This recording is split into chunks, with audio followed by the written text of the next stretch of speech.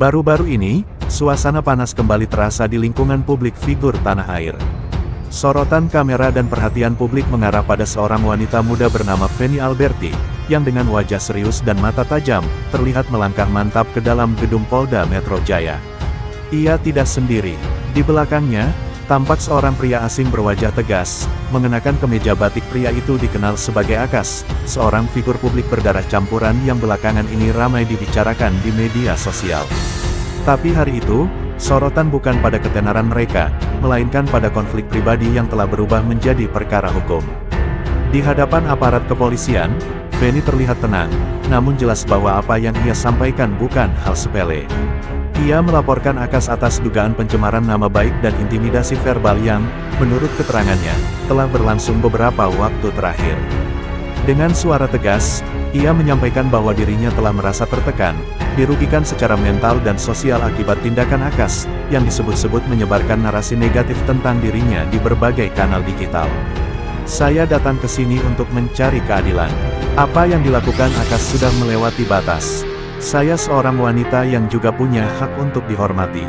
Menurut informasi yang berhasil dihimpun dari sumber kepolisian, Feni mengantongi sejumlah bukti percakapan, rekaman suara, dan tangkapan layar yang menunjukkan dugaan tindakan intimidatif dari pihak Akas.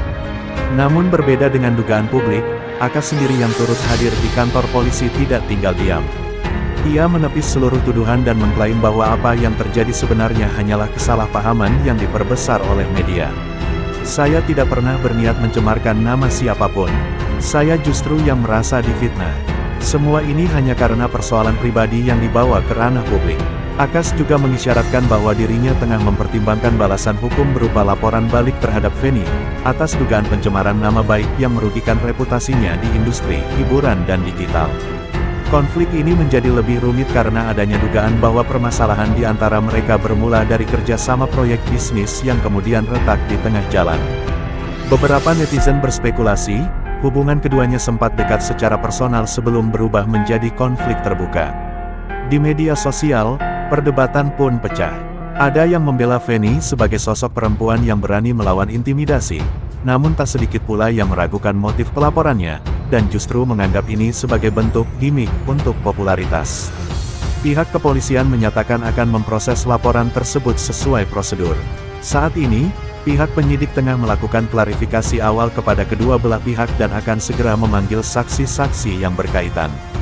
Kami akan menangani kasus ini secara objektif, tanpa memihak siapapun.